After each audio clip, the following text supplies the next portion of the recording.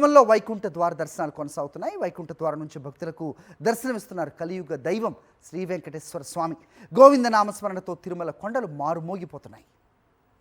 మరింత సమాచారం తిరుమల నుంచి మా కరెస్పాండెంట్ ప్రసాద్ అందిస్తారు. ప్రసాద్, తిరుమలలో వైభవంగా వైకుంఠ ఏకాదశి సందర్భంగా వైకుంఠ ద్వార దర్శనాలు ప్రారంభమై ఉదయం నుంచి కూడా నిర్విఘ్నంగా వైకుంఠ ద్వార దర్శనం భక్తులు చేసుకుంటున్న పరిస్థితి ఉంది.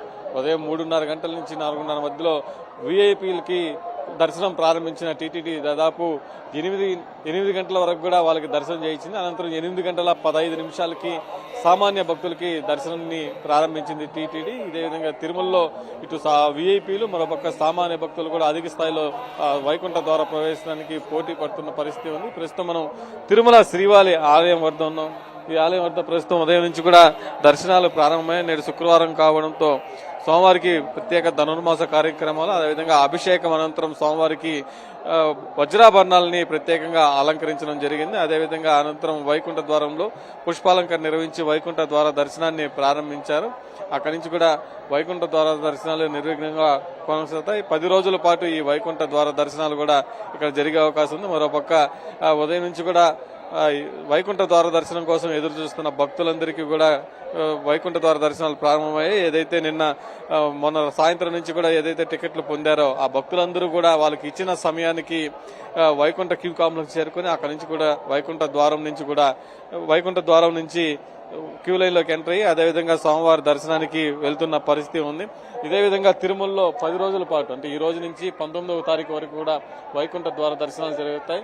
వైకుంఠ ఏకాదశి సందర్భంగా శ్రీవారి ఆలయంలో స్వర్ణరథంపై భక్తులకి దర్శనమిస్తున్నారు శ్రీవారు. అదేవిధంగా ద్వాదశి సందర్భంగా సోమవారం శ్రీవారి పుష్కరంలో చక్రతాల వారికి చక్ర స్నాన మహోత్సవం కూడా జరగనుంది. మనం చూడొచ్చు శ్రీవారి ఆలయం ముందు స్వర్ణరథంలో స్వామివారు శ్రీదేవి భూదేవి సమేత మలయప్ప స్వామివారు ఈ రథాన్ని అధిరోహించి తిరువీధుల్లో భక్తులకు దర్శనమిస్తున్నారు. ఈ రథాన్ని భక్తులే ముందుకు నడిపిస్తారు. ముఖ్యంగా మహిళా భక్తులే ఈ స్వర్ణ రథాన్ని అంతా కూడా ముందుకు నడిపిస్తారు.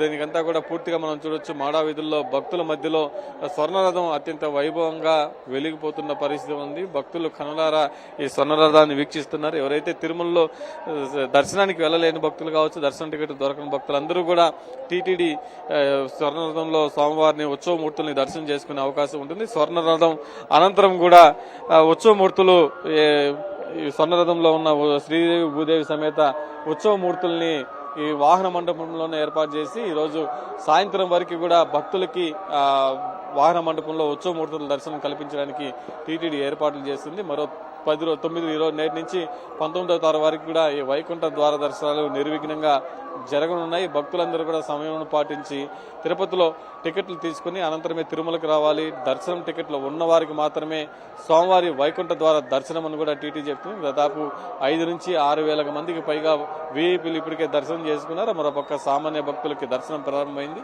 ఇప్పటి నుంచి కూడా సామాన్య భక్తులు నిర్విఘ్నంగా వైకుంఠ ద్వార దర్శనం చేసుకునే జరుగుతూ ఉంటుంది. ఇది తిరుమలలో తాజా పరిస్థితి. వీడియో జర్నలిస్ట్ ముఖేష్తో ప్రసాద్, సాక్షి టీవీ, తిరుమల నుండి.